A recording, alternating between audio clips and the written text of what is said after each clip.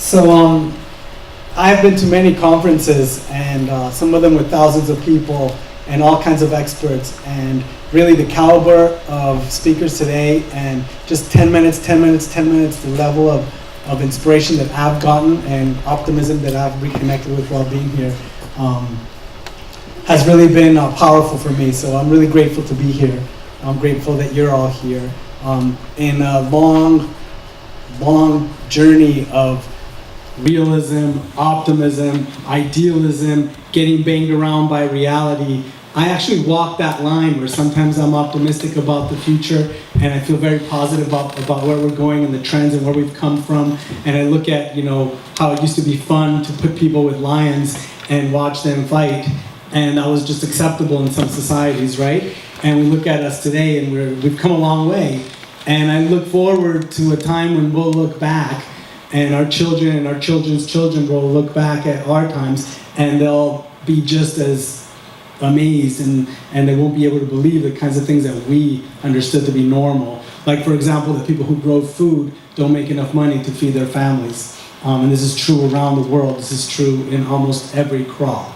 And other heartbreaking truths like that. So anyway, between that line of optimism and pessimism and being discouraged, being among people like you is really one of the most encouraging things for me, and I really, really appreciate it.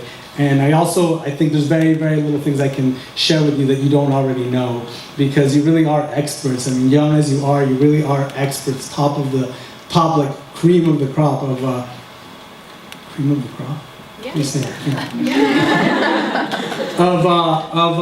of this movement, and I'm very inspired by that too. So anyway, I'll try to share a few things that might be new and that might be relevant, and along the way to make a few points and enlist your help in thinking about some things that I haven't figured out yet and I think are at the cutting edge of where we're at. So one thing is, I think you've all been enjoying the chocolates today. How many people know where chocolate comes from?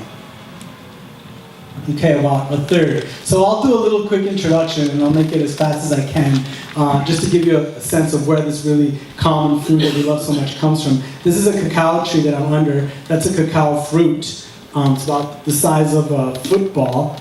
And in it are little beans, and those are the main ingredient where chocolate comes from. Over 4,000 years ago in Mexico, people used to use this cacao as a drink. And actually chocolate used to be, the word chocolate comes from chocolatl, which is a Nahuatl word in Mexico, which means bitter water. And it used to be drank. No sugar, no sweet, it wasn't a dessert, it wasn't a candy, it was a superfood powered drink. About 400 or 500 years ago, just very recently, the Europeans brought it back to Europe and added sugar to it. And started using it in confection, started making chocolate from it. The process of making chocolate is actually really, really interesting. You go from the bean inside of that fruit. You can eat the fruit also, but the bean is really bitter. You separate the fats from the solids, then you melt it back together, then you add some sugar, and you have chocolate. And really, ultimately, in dark chocolate, that's all you need. But unfortunately, most chocolate in the market today has all kinds of junk that has nothing to do with cacao. This is me at a fermentery in Bali, actually. Our chocolate does not come from Bali. It does not come from Costa Rica, where we first started the company, or from Mexico, where I'm from, but from Peru. And chocolate is actually grown, cacao is grown all over the world these days, but most of it comes from the Ivory Coast and West Africa and Ghana, where it is grown in incredibly unsustainable and unhealthy ways. Most cacao is grown with chemicals that are known to be carcinogenic, that are known to be incredibly harmful. And same for bananas. Everyone's been eating these chocolate bananas today. Same for bananas. Most bananas in the world are grown with fungicides, herbicides, pesticides, chemical fertilizers. And one of the heartbreaking things for me about this whole movement is Dirty Dozen doesn't have bananas on it. It doesn't have cacao on it. And the reason for that is because if you take a banana or if you take a cacao pod, it doesn't have a lot of water. It has big skin around it, so all the dangerous chemicals that are being poured on it aren't necessarily going to get into our bodies, right? Right. How about the farmers who grow it? How about their children? How about everyone who lives downstream, which is really all of us, right? Of every farm. We're all connected now. We can't be separated from one practice somewhere. But somehow in this industry, We've lost our way so much. 5 minutes, halfway through, I'm doing great.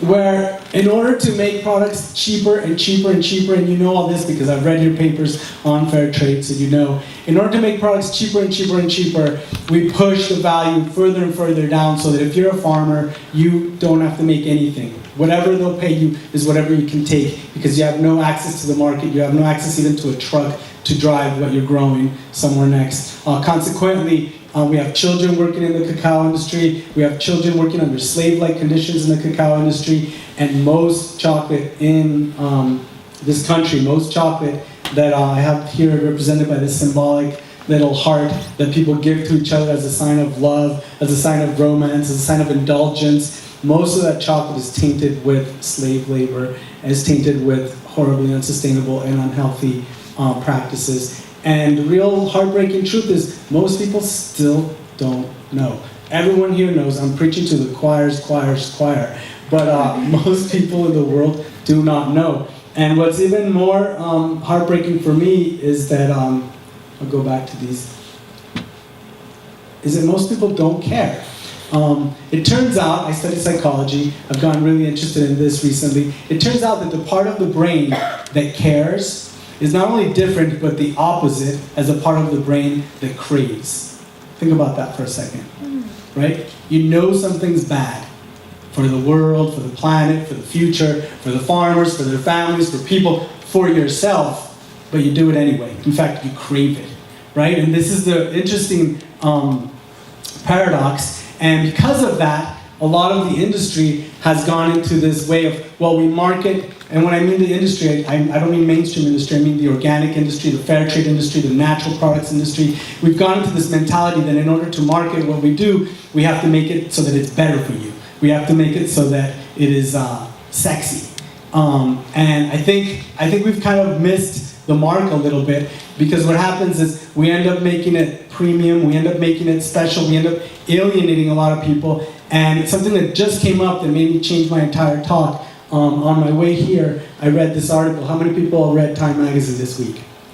Right? What to eat, cover story, Time Magazine. They're going to tell us something really important. What does it say? It says that if you're going to buy a block of frozen spinach, it's the same as if you're going to buy organic, locally grown spinach at your farmer's market. Obviously that's not true. The point that they're making is that nutritionally it is similar. The point that they're making is that we shouldn't be marketing organic and fair trade by saying it's better for you, by saying it's got more nutrients, even if it's true. We should be marketing organic and fair trade because how can we possibly bear to eat chocolate that was grown by someone who wasn't making any money when they were harvesting it? How can we possibly bear to enjoy something that maybe tastes good to us but is hurting somebody else, or is hurting the chances of our planet to be able to support life in the future? So this is a question that I wouldn't normally ask other audiences. I wouldn't normally give this talk if I was talking about Kopali and why I want everybody to eat Kopali and why I want everybody to eat organic, fair trade chocolate. But it's a question I want to ask all of you because you're really smart, you're at the cutting edge, you're thinking about these things. And I think what we need to do is we need to, like that question that was being asked before, not how do we make it less harmful, but really what's the standard that we're going to set? What's the standard that we're going to live by? How are we going to raise the bar together? And I would love your thoughts on this when we go around the tables later. How do we make it so that this is what's appealing? How do we make it so that it's not the Time Magazine that shows Hershey dark chocolate on one side and organic fair trade green and black on the other, and Hershey gets the winner check mark because it has more antioxidants?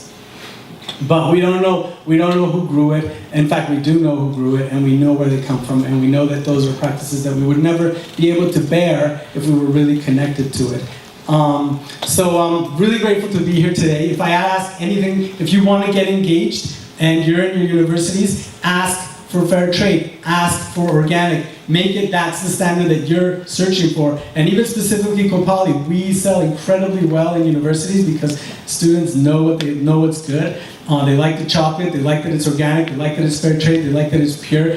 But I would say there's only very few universities that carry us right now. All of them do really well by us. And I would love for each of you to take some bags back to your universities. I'll give you as many as you want, and get your bookstores to carry it and your cafeterias to carry it. So I look forward to speaking with you in the small groups. I'm really glad I was able to be here today. 10 minutes is very short, but I hope to speak to all of you at more length later. Thank you so much.